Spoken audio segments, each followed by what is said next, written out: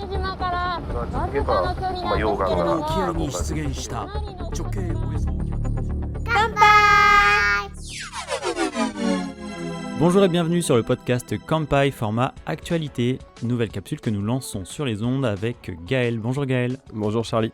Donc tu es notre responsable éditorial. On a décidé de lancer maintenant une session podcast actualité en plus de tous ceux qu'on l'a proposé jusque-là. Donc ça fait à peu près 10 mois que l'on fait du podcast. Interview une fois par mois où c'est toi qui prends les rênes avec l'interview d'un invité ou d'une invitée. Et Marjorie et moi, on propose le podcast Voyage dédié à la préparation du voyage au Japon, où on a fait par exemple jusque-là des capsules sur comment prendre l'avion, le train, s'occuper du Wi-Fi, etc. Et aujourd'hui, le cœur du métier de Kampai fait qu'il nous tardait de tester justement ce podcast actualité. On va les sortir à peu près aux alentours des premiers de chaque mois, et donc vous allez avoir un résumé de l'actualité du mois précédent. Et donc, est-ce que tu peux nous en dire un peu plus sur ce qui t'a motivé justement à parler de... Oui, mais c'est vrai que Kampai, on publie surtout du contenu froid. On n'a pas beaucoup l'opportunité de publier de l'actualité. Là, le format podcast, il prête plutôt bien, parce que c'est des sujets qu'on va aborder dans la rédaction chaque mois et qu'on n'a pas forcément l'occasion de... Ou alors c'est des brèves, des choses comme ça, je pense qu'ils sont plus adaptés au format audio. Et là, on va faire un petit test. On l'avait un petit peu annoncé quand on a lancé le podcast en début d'année, qu'en fonction de vos retours, on aurait ce troisième segment qui pourrait venir. Et là, on fait ce petit essai ce mois-ci en espérant que ça vous plaise et qu'on continue pour vous apporter quelques petits sujets d'actualité et puis varier un petit peu les sujets. Oui, voilà, on va rester sur la thématique voyage au Japon, mais en même temps, on va parler de choses qui vont être peut-être plus liées au contexte de l'évolution peut-être de la société ou de l'économie japonaise. On va en avoir des exemples aujourd'hui. Et puisque le podcast va être publié début décembre, eh bien on va parler de l'actualité du mois de novembre, et en commençant par la zone Mononoke, sur le parc Ghibli avec la zone Mononoke qui a été étendue au mois de novembre dernier. Est-ce que tu peux nous en dire un peu plus sur le principe de ce parc déjà à la base ? Alors oui, c'est donc le parc d'attractions entre gros guillemets peut-être du studio de Ghibli, donc le fameux studio d'animation de Hayao Miyazaki et puis d'autres réalisateurs, qui s'est ouvert pendant le Covid, qui est un peu différent du musée de Ghibli à Tokyo. Celui-ci, il est à Nagoya, en tout cas dans la campagne autour de Nagoya. Et il y a 5 zones qui sont prévues au total, comme dans beaucoup de parcs d'attractions, sauf que seulement 3 étaient ouvertes au début, à l'ouverture du parc, et il était prévu que 2 autres zones apparaissent en fonction de l'avancée des travaux. Et là, la zone de la princesse Mononoke est ouverte depuis le 1er novembre. Et donc là, sans trop spoiler, ce que tu nous disais, c'est qu'il y a déjà des zones qui étaient ouvertes en amont. Donc il y avait par exemple la colline de la jeunesse avec le fameux château ambulant dedans. Il y a également le grand entrepôt Ghibli avec des reproductions mémorables sur ce que tu nous disais, l'animation de Miyazaki. Un entrepôt en intérieur à visiter. Et enfin, il y a déjà la forêt d'Ondoko qui va être plus destinée à l'univers de Mon voisin Totoro. Oui, c'est ça. Alors, celle-ci, en fait, la forêt d'Ondoko, elle a été construite autour de la maison de Totoro qui était déjà existante, dont on avait parlé sur Kampai il y a de longues années déjà. Nous, on a des membres de l'équipe qui sont allés au parc Ghibli, quasiment dès l'ouverture d'ailleurs. Donc c'est vrai que la principale attraction, en fait, c'est l'entrepôt géant dont tu parlais, qui est en intérieur avec pas mal d'attractions, d'expositions, etc. Le reste en extérieur est plus une balade, qui n'est pas forcément à la hauteur de toutes les attentes. Mais c'est vrai que ça fait toujours plaisir de voir le parc Ghibli qui s'étend. Et puis, quand la dernière zone sera ouverte, a priori au printemps 2024, donc la vallée des sorcières, on aura enfin le parc complet. Et donc, ce que l'on peut voir dans ce village Mononoke, ça va être... le principe du parc, c'était de nous transporter justement vers l'époque Muromachi. Donc c'est une des 14 subdivisions traditionnelles de l'histoire japonaise. Et pour la date, on va être entre 1336 et 1573. Et donc ça va représenter le nom de la ville du fer que l'on voit dans La Princesse Mononoke. Est-ce que tu as le nom de la ville ? Oui, la forge Tatara. Exactement, Gaël. Donc la forge Tataraba, la ville du fer. Et donc on pourrait retrouver des créatures mystiques que l'on voit, sans trop en dire. Par exemple, on verra le fameux dieu sanglier, ou Tatarigami, le dieu de la destruction. Donc le village Mononoke, c'est la 4e zone du parc, et la 5e, elle, verra sans doute le jour, en tout cas ce qui est prévu, c'est au 16 mars 2024. Ce sera une zone sans doute la plus vaste apparemment, même plus vaste que la forêt, qui aura des lieux mythiques comme le château ambulant de nouveau, le magasin de chapeaux du film, la maison de Kiki et la boulangerie par exemple. Donc ça, c'est ce qui est prévu. Et prévu aussi un Chabus, avec ce bus qui va être construit par Toyota, Nekobasu, avec ce petit ticket spécial qu'on va pouvoir acheter, qui sera avec un dessin du maître Miyazaki dessus. Et donc ça, je crois que ce sera acheté seulement une fois dans le parc, on ne pourra pas le réserver. Ouais, ce sera un vrai bus, contrairement au Chabus en forme de pluche, dans lequel les enfants peuvent monter au musée, et les adultes peuvent dans le parc. Donc là, ce sera, comme tu l'as dit, un vrai véhicule. Avec un siège tout doux apparemment, mais je crois qu'ils ne seront pas tous équipés de ce siège poilu. Magnifique. Seconde actu qu'on vous propose maintenant, ce sera sur les pics de chaleur que l'on a pu constater cet été et également cet automne au Japon. Donc on n'a pas pu passer à côté de cette nouvelle puisque l'été a été chaud un peu partout dans le monde. Le mercure il est monté très haut, que ce soit sur Terre ou sur les océans, que ce soit cet été comme je disais ou en septembre, octobre et novembre avec des températures moyennes bien plus hautes partout dans le monde. Et si on reprend ce que nous dit le service de l'Union européenne, donc Copernicus, qui est spécialisé sur le changement climatique, ce sont des moyennes qui ont toujours été quasiment plus hautes que d'habitude, depuis en tout cas les premiers relevés de température. Au Japon, à Ise-Saki, on relevait déjà cet été 40,2 degrés, donc c'est proche de Tokyo. Et ces tristes records se sont continués en fait tout l'été, et notamment avec le 7 novembre. Est-ce que tu as la température qu'il faisait au 7 novembre, Gaël ? Oui, j'ai noté 25 degrés au 7 novembre au Japon, qui est le record depuis un siècle, depuis 100 ans que les mesures existent. C'est un petit peu triste, ça fait mal au cœur. C'est vrai que quasiment chaque année, on a ce genre de record qu'on peut lire un petit peu partout. Qui confirme bien ce changement climatique et du coup ce réchauffement climatique en l'occurrence qui a de l'impact au Japon. Et sans faire de cours magistral sur le sujet, ça va être un phénomène expliqué par la conjonction, cette année en tout cas, d'El Niño, en plus du réchauffement climatique qui, on le rappelle, est un phénomène mécanique naturel, mais qui va être considérablement boosté par les émissions de gaz à effet de serre des humains. Et donc au Japon, les conséquences, en tout cas celles qui nous intéressent, c'est que ces moyennes hautes qui vont être inhabituellement élevées sur tout le pays vont avoir des conséquences, et notamment cet hiver par exemple, où on note que la neige va être sans doute moindre et de moins bonne qualité. Donc ça a forcément un impact sur le tourisme, notamment pour les stations de ski de qualité au Japon, qui sont connues pour ça en tout cas, et avec des touristes qui vont au Japon exprès pour ce type d'activité, mais également pour l'image d'Épinal que l'on a du Japon en hiver, que l'on peut retrouver en photo, sur les estampes, etc. Donc ça, on en avait déjà un peu brièvement parlé du partir au Japon pour l'hiver avec Marjorie dans notre podcast sur les saisons. Et tu peux nous en dire peut-être un peu plus sur les neiges du 1er novembre au Mont Fuji ? Oui, alors la première neige du Mont Fuji, elle est étudiée, elle est surveillée chaque année. Donc là, sauf erreur de ma part, la première neige, elle n'est pas arrivée plus tard que prévu. Mais elle n'a pas forcément duré. Alors ça, c'est aussi une stigmate du réchauffement climatique. Tout comme tu le disais, la neige. Alors après, le Japon, c'est un pays qui est très montagneux. La plus grande partie géographique du Japon est constituée de montagnes, avec un domaine skiable qui est très connu et très apprécié, en tout cas des amateurs. Donc c'est potentiellement, comme tu le disais, une conséquence qui va être de plus en plus lourde. On connaît aujourd'hui le Japon pour ses saisons qui sont très marquées, et c'est aussi pour ça que l'on y va et que l'on peut y retourner, comme ça on change de saison, ce n'est plus le même pays presque. Mais c'est vrai qu'avec ces changements-là, il va falloir peut-être voir les choses autrement, et ça nous fait une transition toute trouvée, puisque nos reporters sur place l'ont constaté, les érables vont avoir une feuillaison beaucoup plus tardive, en tout cas différente des autres années, de tout ce que l'on peut voir nous sur la documentation en français, sur les guides de voyage, etc. Donc ça, il faudra y faire attention lorsque vous allez préparer vos voyages maintenant. Oui, c'est vrai que, alors je rebondis sur ce que tu disais, le Japon c'est un pays qui est connu pour avoir 4 saisons très marquées, printemps, été, automne, hiver, avec chacune vraiment ses spécificités et puis son décor, comme tu l'as dit.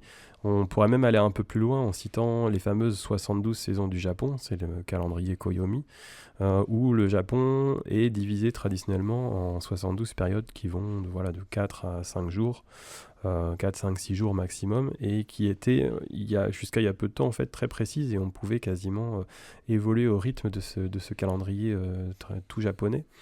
Avec le changement climatique, il y a plein de choses qui changent. Tu parlais des érables, et c'est très juste. Alors, contrairement à l'inconscient collectif, les érables au Japon ne rougissent pas du tout au mois d'octobre, ou en tout cas, on va parler vraiment des zones les plus touristiques, Tokyo, Kyoto et autour.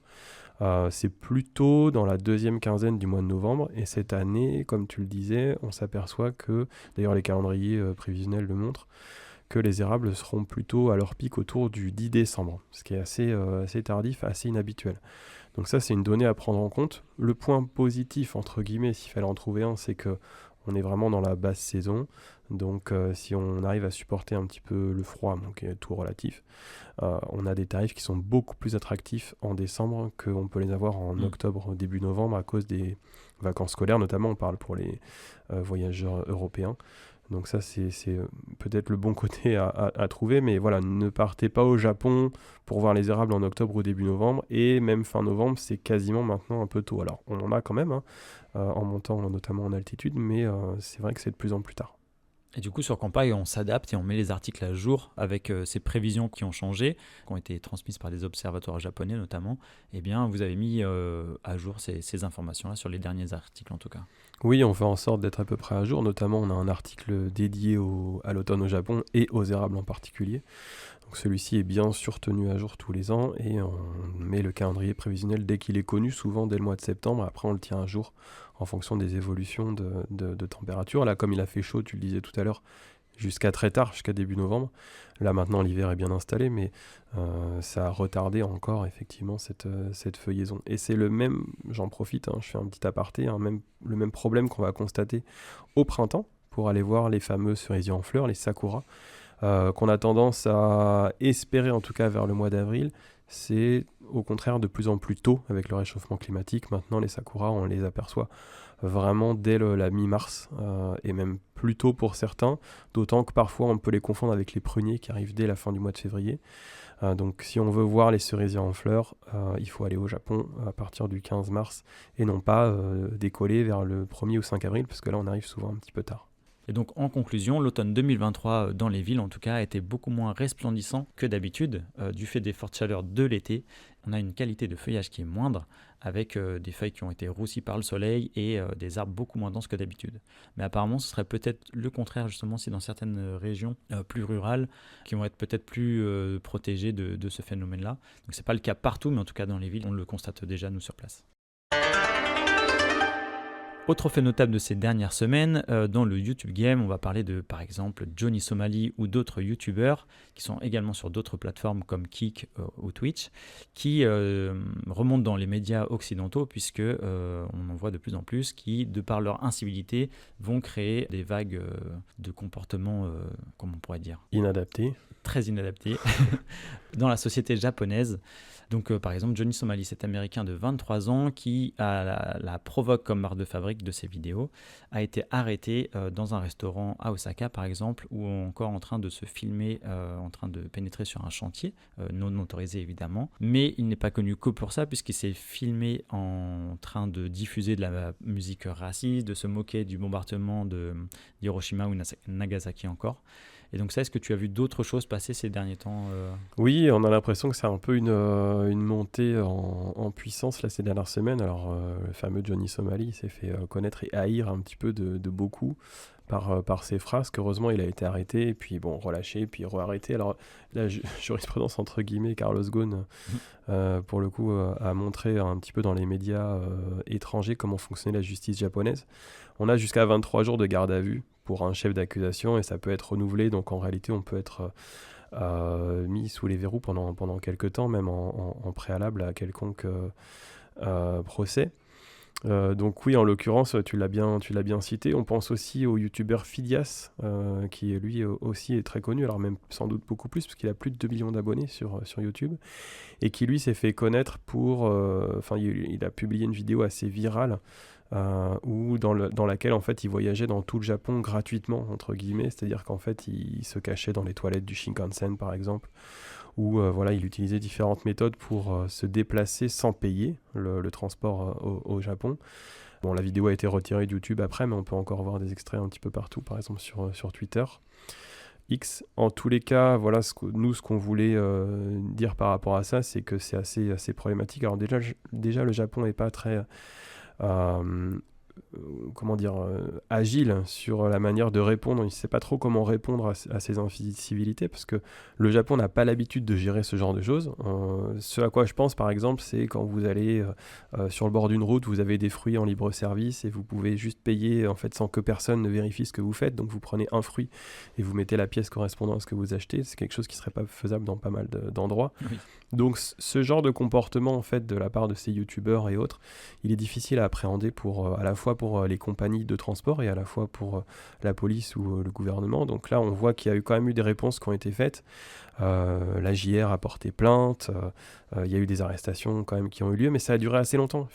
Il a fallu plusieurs semaines en fait de viralité dans les médias avant que ça produise son effet. Et la conséquence qu'on pourrait craindre, alors nous on n'est pas youtubeurs, on a plein de copains qui le sont, qui ont été interviewés d'ailleurs pour certains déjà dans le podcast, mais on pourrait craindre en fait que ça les dérange ou que ça apporte certaines contraintes en fait à leur travail. Donc on espère aussi et surtout, peut-être plus largement, que ça ne va pas donner une mauvaise image de l'ensemble des étrangers.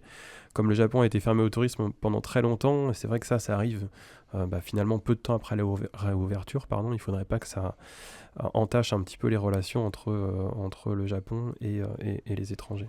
Surtout qu'en plus on est en période un peu de surtourisme quand même, en tout cas dans certaines villes on commence à vraiment évoquer, et l'État japonais l'évoque lui-même, ce surtourisme-là, donc après il ne faudrait pas que l'image de ces personnes-là soit associée au touriste occidental qui vient visiter le Japon. Et pour notre dernière actualité, nous allons parler économie avec le Japon qui chute du podium et passe en 4e position derrière l'Allemagne sur le podium des grandes puissances économiques mondiales, derrière les mastodontes habituels que sont les États-Unis et la Chine. Et donc l'Allemagne dépasse aujourd'hui le Japon. Le Japon qui justement avait doublé sur la 2e place l'Allemagne en 1968 avant de céder sa place à la Chine en 2010. Comme quoi, ils se sont encore recroisés aujourd'hui. C'est un phénomène qui est assumé par le Japon, puisqu'on a entendu dire le ministre japonais, Yasutoshi Nishimura, qui dit que le vrai potentiel de la croissance au Japon a pris du retard et reste faible. Donc on voit bien que c'est quelque chose qui n'est pas caché par les Japonais et qui est totalement assumé. Après, c'est vrai que l'indicateur qui sert à ce podium, c'est le PIB. Le PIB, c'est quelque chose qui est à prendre avec des pincettes, c'est assez discutable.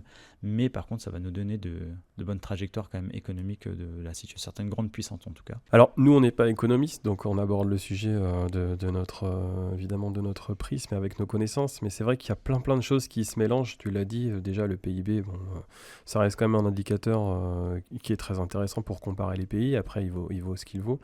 Il y a plein de choses qui se mélangent. En fait, le Japon c'est un pays avec une démographie qui est très vieillissante. Il perd chaque année autour de 500 000 à 1 million d'habitants.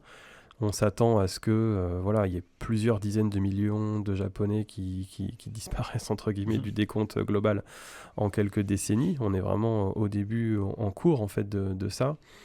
Il y a plein de choses donc dans cette démographie vieillissante et qui se contracte. Il y a le gouvernement japonais qui se refuse à l'immigration tout simplement, à quelques exceptions près. Il y a le travail aussi qui est fait sur les robots justement pour le compenser.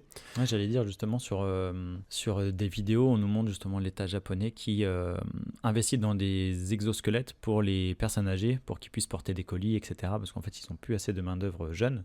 Et donc, il y a une grande part de la population de ces personnes depuis 75 ans qui restent au travail, quoi. Tout à fait. Et puis même des robots tout simplement d'aide aux personnes âgées. On voit aussi pour la blague le côté plus pop, plus lol, les robots qui servent au restaurant, ce genre de choses. Alors pour compenser, il y a plein de choses qui se mélangent. Il y a le fait que le yen soit très très faible, ce qui est un gros avantage pour les touristes en ce moment, mais qui peut être aussi problématique pour les Japonais. Là actuellement, 1 euro vaut autour de 165 yens, ce qui est un niveau qui a été rarement vu par le passé. Donc quand vous allez au Japon, en tant que touriste, vous pouvez payer sur place pas mal de choses pour pas trop cher. En fait, la restauration coûte peu cher, les achats coûtent peu cher, les visites aussi.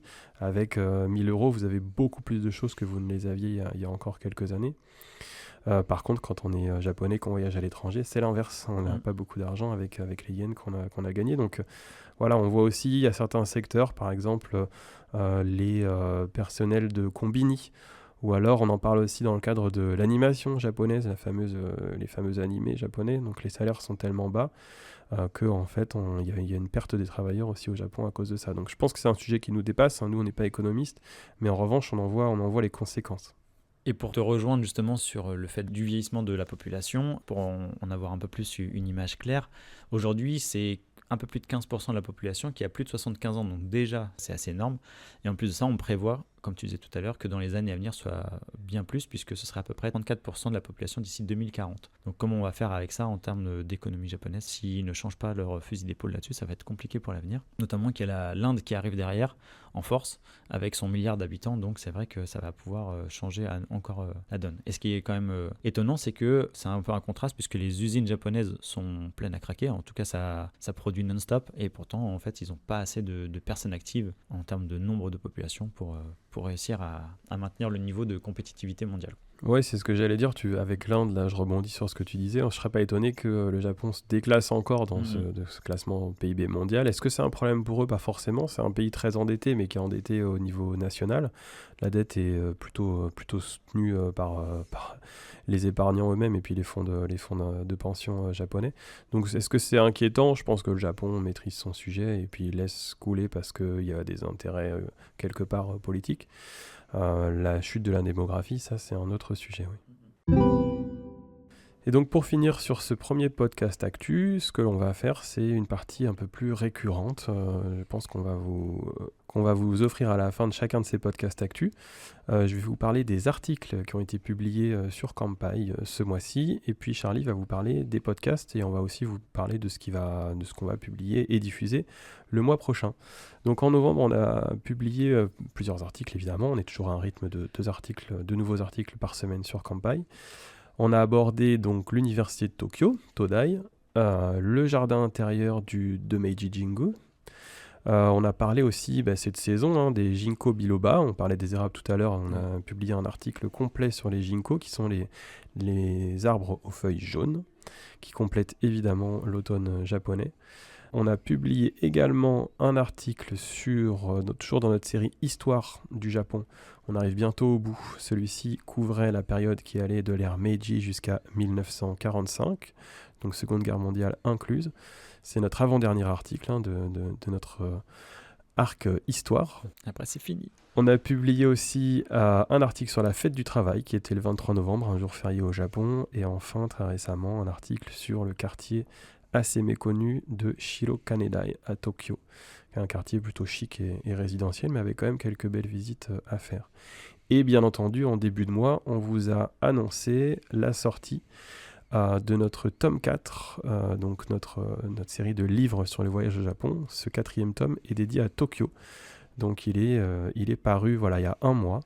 Vous pouvez le commander évidemment sur Kanpai exclusivement.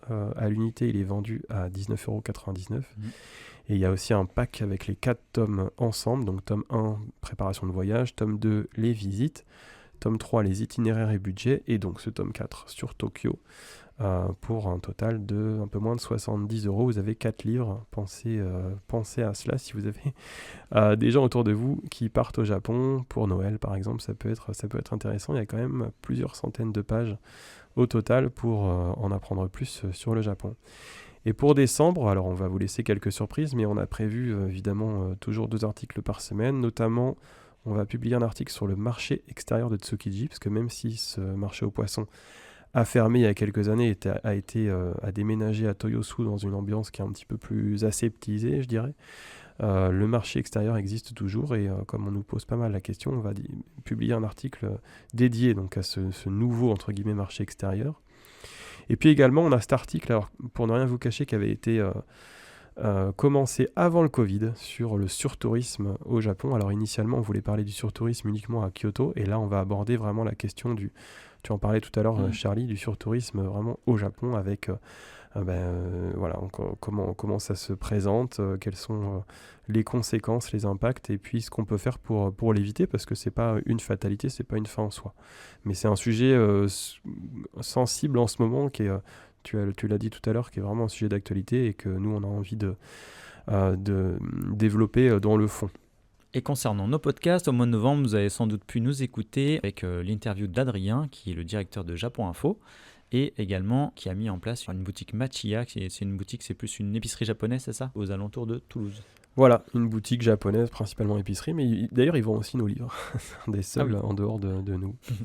On a également parlé de la location de Pocket Wi-Fi avec Marjorie pour tout ce qui est lié à notre podcast Voyage. Et à venir pour le mois de décembre, nous allons avoir en interview Alice de Sushi Robot, une jeune chef d'entreprise qui commercialise des machines qui vont être liées à l'univers du sushi, mais on va voir qu'elle se développe également. Et enfin, on parlera des assurances pour le podcast Tuto Voyage avec Marjorie. Et vu que l'on intègre à nos podcasts le podcast Actu, eh bien, on va vous passer aussi le planning qui évolue un petit peu. Donc, on compte publier autour du 1er du mois le podcast Actualité, autour du 10 du mois le podcast Voyage au Japon, et enfin, on terminera aux alentours du 20 par le podcast Interview. Également, on vous tient au courant des press tours auxquels Kanpai est invité. Alors, c'est quelque chose de très régulier. On vous en parle souvent sur nos réseaux sociaux. En fin d'année, traditionnellement, on a beaucoup d'invitations. Donc, cette année, nous sommes allés, vous avez pu le voir sur nos réseaux sociaux d'ailleurs, au jardin japonais Rikugien à Tokyo pour le début du light up, donc l'éclairage nocturne des érables, qui sonne le début de la saison des érables. Beaucoup de temples et de jardins font ça, que ce soit à Tokyo ou à Kyoto. C'est-à-dire il y a des ouvertures un petit peu plus tardives que d'habitude.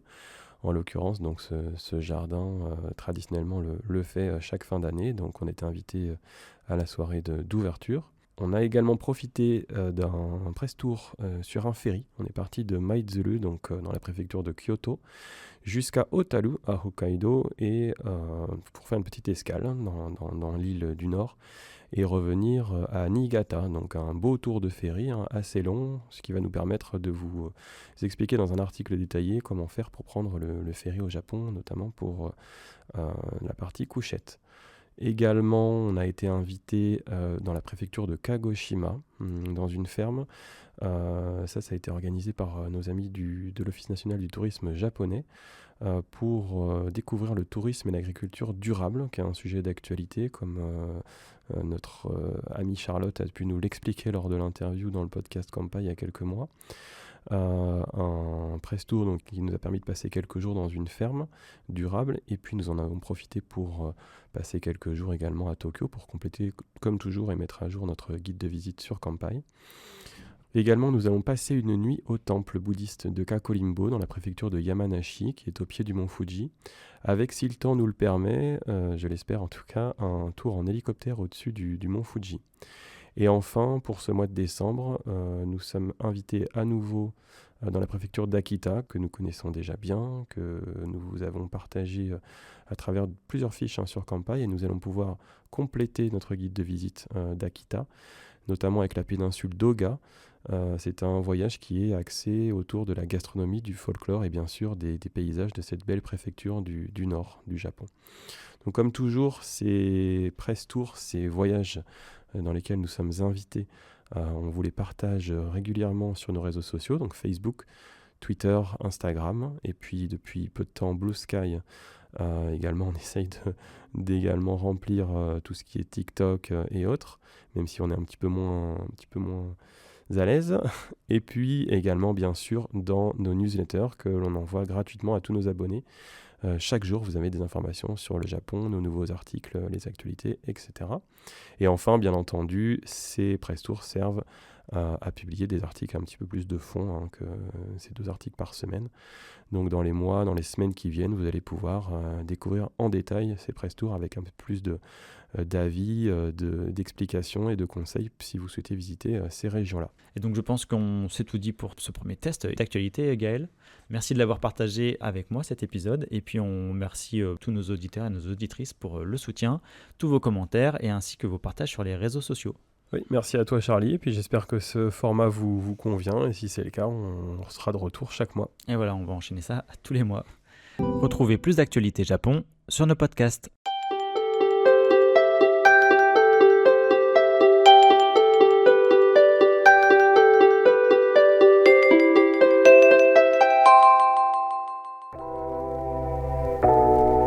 Merci d'avoir écouté cet épisode du podcast Kanpai. Nous espérons qu'il vous a plu et que vous en avez appris plus sur le Japon. N'oubliez pas de vous abonner sur votre plateforme de podcast préférée, de nous noter 5 étoiles si vous le souhaitez, et on vous dit à bientôt pour le prochain épisode.